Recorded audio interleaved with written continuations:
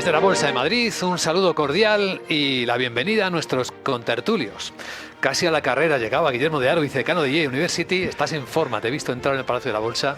Guillermo, muy bien, muy ágil. Ya llega una edad en la que hay que empezar a hacer más deporte, incluso cuando eras joven. Bueno, nos acompaña José Ignacio Gutiérrez, que preside la Federación de Servicios Financieros en la Confederación de Cuadros. Buenos días, José Ignacio. Muy buenos días. Bienvenido. Gracias. E Isabel Aguilera, que es consultora empresarial. ¿Qué tal, Isabel? Buenos días. Buenos días. Todos escuchábamos con mucha atención el análisis que ha hecho David Cano, el director general de AFI Inversiones Globales.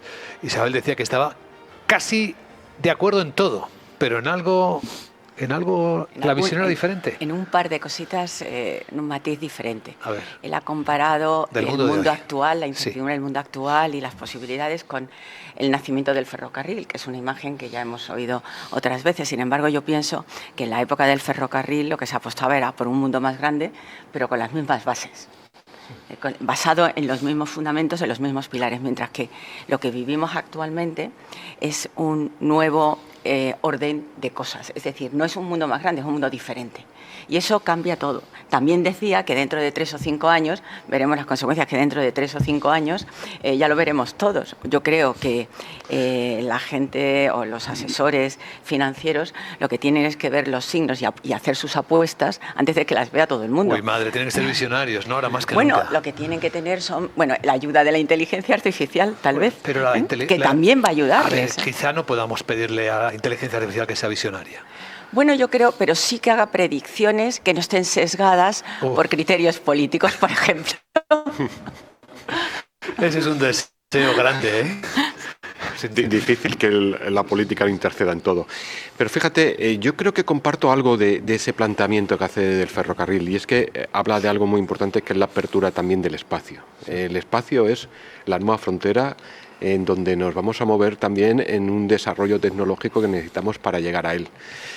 Todo ello yo creo que se va a acelerar en las próximas décadas.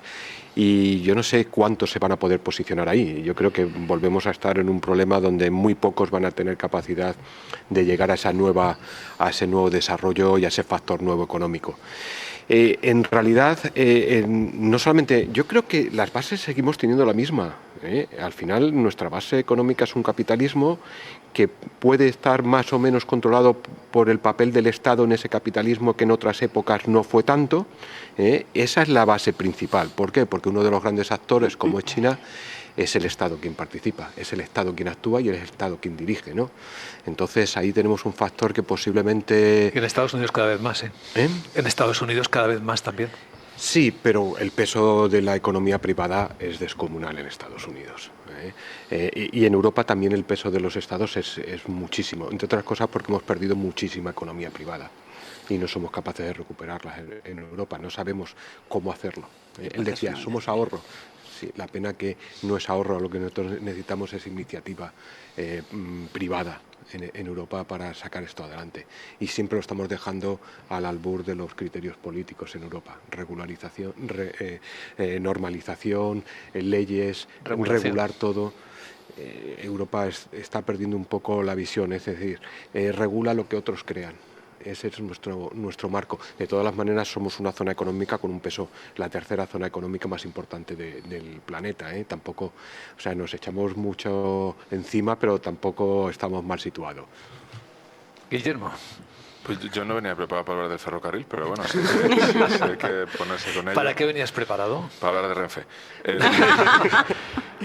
Lo cierto es que la gran diferencia es que el ferrocarril movía cosas y ahora nosotros estamos moviendo bits. Datos. Estamos moviendo, datos y mover cosas al espacio era muy caro, parece que ahora es un poco más barato, pero sigue estando por ver cuál es el modelo de negocio. Lo hemos discutido aquí alguna vez con Inma. Lo que sí es cierto es que el ferrocarril y la prensa cambiaron en su momento radicalmente cómo se hacían las cosas y de nuevo ahora pues parece que Internet y todo lo que estamos viviendo tiene pinta de meternos en un nuevo orden mundial. Ray Dalio decía lo mismo. En un nuevo orden mundial en el que hay muchísima deuda, porque es cierto que es muy dinámico a nivel privado de Estados Unidos, también es cierto que tiene una deuda salvaje que correlaciona además bastante bien con el incremento de su economía. Cuando compara su economía con la europea, pues nosotros no nos hemos endeudado tanto como ellos y lo que sí es cierto es que hemos sacado mucha producción y mucho conocimiento que teníamos aquí en otras regiones. Entonces estamos en un momento de punto de inflexión y quizá Europa no tiene las mejores cartas. Hay un proyecto para hacer gigafactorías de inteligencia artificial en Europa, porque muchas veces pensamos que la regulación es simplemente hablar sobre lo que otros hacen, pero claro, es un proyecto que no viene liderado por grandes empresas privadas con una manera de hacer las cosas, sino que viene liderado por la Unión Europea con la manera de la Unión Europea de hacer las cosas. Y esa es una de las grandes diferencias entre los tres bloques, ¿no? Lo que decías de cómo China con el control del Estado, como Estados Unidos en teoría con una mayor capacidad privada y como Europa plantean estos retos a futuro. Bueno, gran reto. Ya hemos adelantado esta mañana en Capital Radio cuándo va a salir a bolsa SpaceX, la famosa empresa espacial de Elon Musk en Estados Unidos. 12 de junio, el día 11, tendremos el precio. Según las valoraciones que se van contando en el mercado, el roadshow empieza el 4 de junio, así que todavía no tenemos una información muy fina al respecto, pero se calcula que espera recaudar unos 75.000 millones de dólares, lo que le daría una valoración de 1,75 billones de dólares. Y esto le colocaría entre las mayores, si no la mayor empresa por capitalización, no, la mayor salida a bolsa por capitalización del mercado, no, ahí está Nvidia, de la que hablaremos luego esta semana, que está muy por encima de esa capitalización. ¿Qué hay que saber de SpaceX? Ahora comentáis lo que os parezca. Que sus ingresos ahora mismo están en torno a los 16.000 millones de dólares, prácticamente creciendo a ritmos del 50% interanual. Es una burrada, con perdón de la palabra, pero la realidad es que SpaceX, ahora mismo el negocio SpaceX es Starlink, que representa entre el 60 y el 80% de los ingresos. Y luego están los lanzamientos que hace de los satélites de terceros, ya sean países, ya sean privados, al espacio. Así que el motor principal sigue siendo Starlink. Y comparables, no tiene comparables en bolsa, es una curiosidad, ¿no? Vamos a tener que fabricar un nuevo sector bursátil, porque podríamos hablar de empresas aeroespaciales, de defensa, como Boeing o Lockheed Martin, pero no, en realidad esto es una empresa diferente, ¿no? Tiene cosas distintas, así que en términos de valoración no va a ser fácil. ¿Y cómo se posiciona en el mercado? Pues tiene dominio en lanzamientos reutilizables, tiene un crecimiento explosivo con Starlink en particular, porque está dando servicio a medio mundo, ya a medio planeta. Tiene contratos gubernamentales que parecen estables. Con la NASA tiene ahí un contrato muy bueno. Y tiene su visión a largo plazo, que es la de colonizar Marte y otros sueños del señor Musk que todos conocemos. ¿Qué hacemos? ¿Invertimos en SpaceX? ¿Invertiríais en SpaceX? A mí me parece que lo que has comentado, el listado de características o los fundamentales, que se diría en términos financieros, son sólidos y sobre todo de unas expectativas de crecimiento factibles y además imaginables. Que no haya referencias, que no tenga comparables, tampoco cuando Google salió a bolsa tenía comparables, y ahí está la historia de éxito de compañías que salen a cotizar sin tener comparables. Yo creo que, como decías tú, no, pues, Guillermo, es una nueva frontera por la que hay que apostar. ¿Por qué? Porque no solamente tiene eso, sino al tener nuevas fronteras se investigan nuevas tecnologías, aparecen nuevas necesidades, se abren nuevos mercados, se abren nuevas tecnologías otra vez que abren nuevos mercados, nuevas fronteras. Yo creo que es una espiral positiva. Entonces tiene buenos fundamentos, buenas perspectivas de futuro, no solamente para ellos, sino para la economía en general. Y que levante ese capital, pues yo lo veo factible, la verdad. A mí tiene un directivo que es un poco, ¿cómo te diría? Pues igual que Trump, inestable, pero los fundamentos son sólidos y las perspectivas también. Yo creo que es aconsejable. Pero se paga un premium enorme por el futuro, ¿eh? Hay bueno, una pero ahí... como bien ha dicho nuestro experto financiero, si no hay riesgo, no hay ganancia. Luego queremos apostar sobre algo que vemos para mañana. Para eso tenemos los bancos y tenemos rendimientos muy pequeños, ¿no? Si quieres tener grandes ganancias, tienes que arriesgar. Y yo creo que puestos a arriesgar, arriesgas a lo grande. En aquello que tiene perspectivas buenas, en aquello que tiene ya un modelo de negocio que, sin ser todavía el suyo, pues ya está ganando dinero, ¿no? Ya tiene un buen EBITDA. Vamos a ver. José Ignacio. A ver, yo creo que, vale, es de riesgo, es una inversión para tener en cartera, hay que ver el nivel de posicionamiento en la misma. Yo creo que va a tener una demanda elevadísima en la salida. No sé si habrá la típica operación especulativa en el momento de su lanzamiento al mercado, pero yo creo que en el proceso de diversificación de carteras es un valor a tener. Entonces, ahí vamos a ver el volumen de demanda que tenga y veremos también los precios finales, que también va a decidir mucho el posicionamiento que se haga, pero ya solamente dentro de la diversificación de una cartera yo creo que en este momento es una posición a tomar. ¿Y por qué? Porque es que es el futuro. Decía, es que es sector tecnológico, claramente, ¿no? Y es además en el que podemos decir más claramente es un sector tecnológico presente ya. O sea, que invertiríais vuestro dinero, ¿vale? Yo creo que entraría. Otra cosa es la posición que tomaríamos. Hay predicciones en Internet en las que dicen que habrá un momento en el que vivirá más gente fuera de la Tierra que en la Tierra. Como no dicen cuándo, probablemente aciertan. Guillermo. Visto así. Bueno, esto no es una recomendación de inversión, vaya por delante. No, nunca. Nunca. Bueno, a nosotros el tema no somos responsables de lo que hagan los inversores, ¿no? Bueno, depende del país, como no lo digas por delante.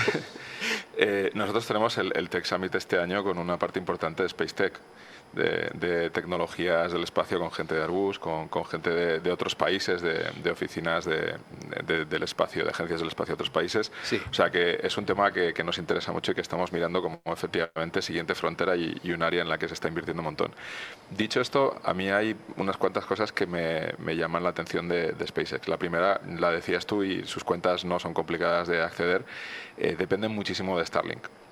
Entonces, así como otros modelos de negocio se tuvieron que reinventar y otras empresas tecnológicas alcanzaron posiciones dominantes y valuaciones no esperadas partiendo de modelos de negocio un poco distintos, esto es un poco el mismo con su mecanismo. Entonces hay que ver cómo evoluciona, esa parte.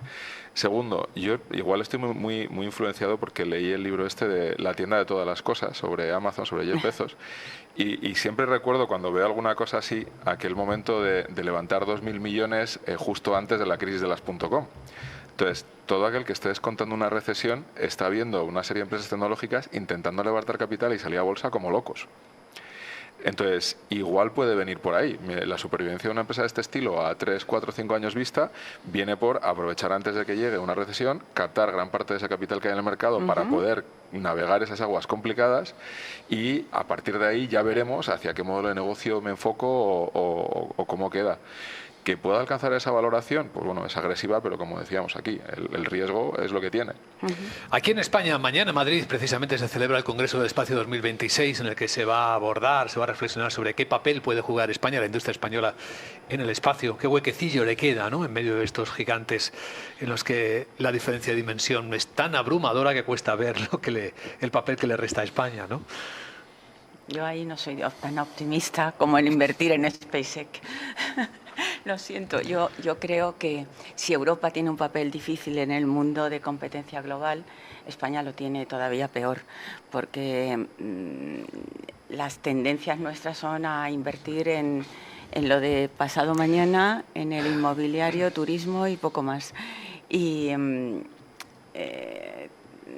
Europa, ya quisiera yo formar parte de proyectos europeos, que es cuando nos ha ido bien, como al rebufo de un proyecto europeo para poder competir con los grandes inversores americanos y dentro de nada también chinos, porque hemos hablado de 3 bloques, pero yo veo 2. En realidad, uno que tiene mercado de capitales privados y otro que todavía no. Uno que lo hace bien dentro del mercado y que tiene mercado de capitales y otro que va al rebufo. Pero, y yo creo que en un momento se encontrarán. Lo que ocurre es eso, que a nosotros nos ha tocado en el que va al rebufo de quizás de la parte buena. Entonces somos cola de león, pero no cabeza de ratón. No sé lo que somos, pero estamos en el medio.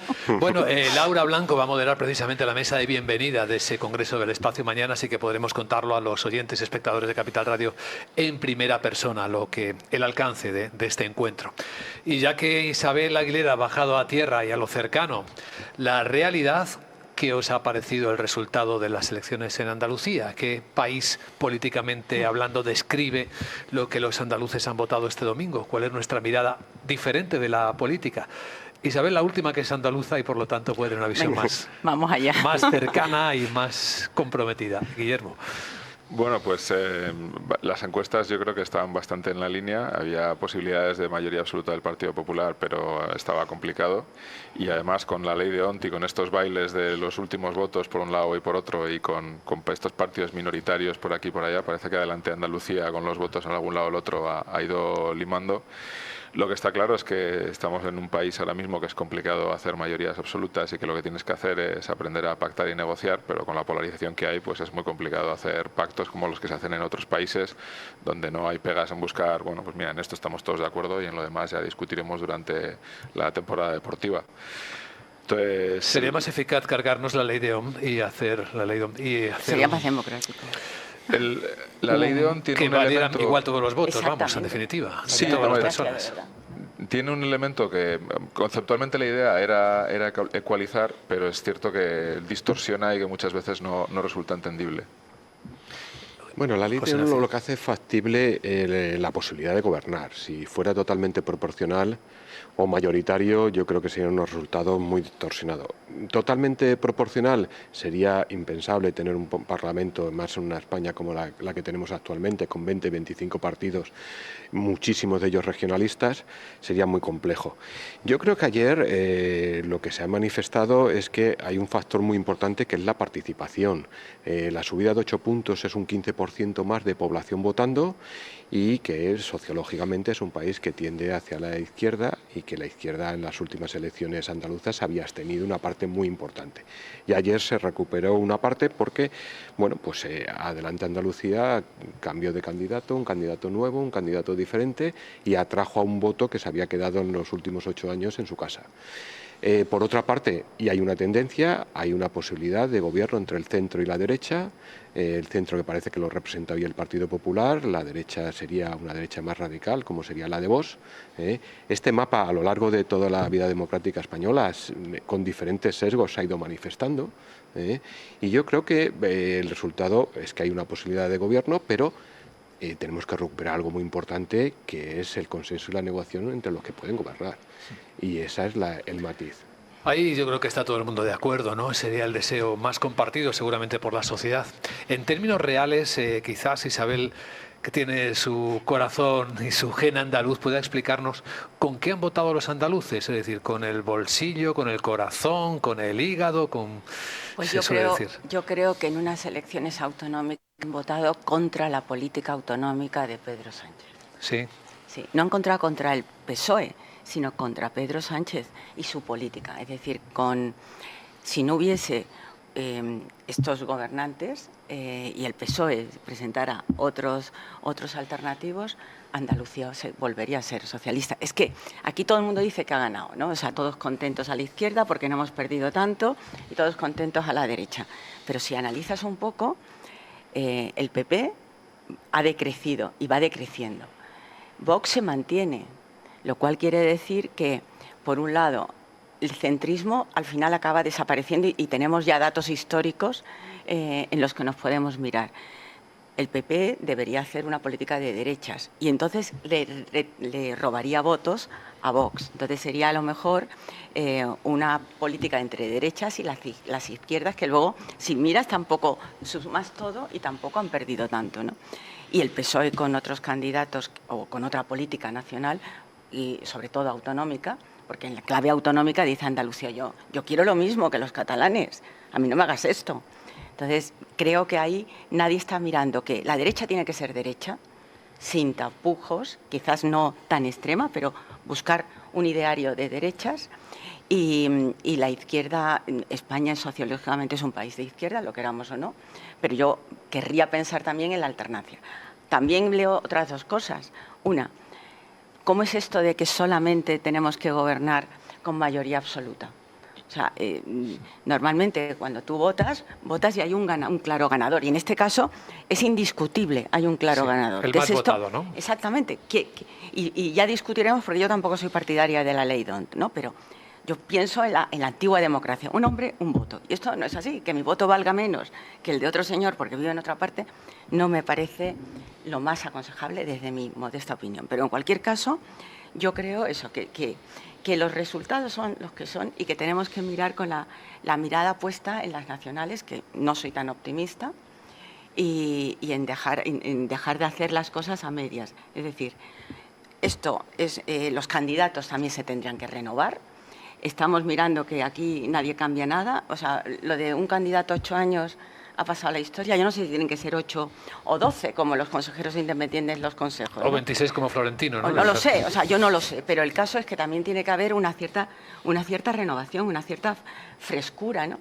Y la clave que yo veo es esa, que en Andalucía no se puede volver a una política de otra vez campo, otra vez. Tenemos que tener más industria, tenemos que tener más empresa. O sea, no podemos ser tan conservadores, tan antiguos en la forma de pensar.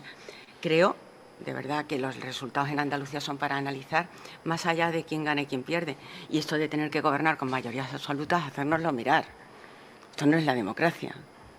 O sea, lo que pasa es que siempre que hagamos esto, pues a nivel nacional la derecha no tiene ninguna opción, porque es que aquí cada uno, o sea, está claro que tenemos un presidente de gobierno que está dispuesto a pactar con cualquiera y sin embargo en la derecha, es que tampoco tiene que decir la extrema derecha, porque es que si no tendríamos que referirnos a la extrema izquierda también. Sí, pero lo que yo hablo entre, igual que la extrema igualmente, derecha, yo sí. diría la derecha y la izquierda. Pues ahí está, ha habido un varapalo a la política de Pedro Sánchez, no al PSOE, al PS, pero no al PSOE. Y hay claramente un clamor de decir, déjate, haz una política de derechas y entonces quizás te vote.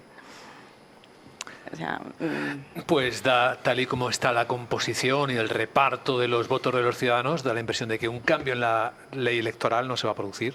Claro que no, porque la tiene que cambiar el que gana. Exacto. Y dice, Y no ya hay que me ha manera. favorecido a mí, no lo hago. Entonces, como la tiene que cambiar el que gana, dice, pues que la cambie el que viene. Estamos atrapados, ¿no? Sería una trampa. Estamos en una trampa como en casi todo. Pero, a como ver, en aquellas políticas que nos meten en países en default en las economías occidentales. Los cambios importantes, como puede ser un sistema electoral, se tiene que hacer por consenso y mayoritario. Es decir, un cambio que acepten no solamente los dos partidos mayoritarios, sino los principales partidos regionalistas que tenemos ahora mismo, igual que se produjo en el consenso de la Constitución.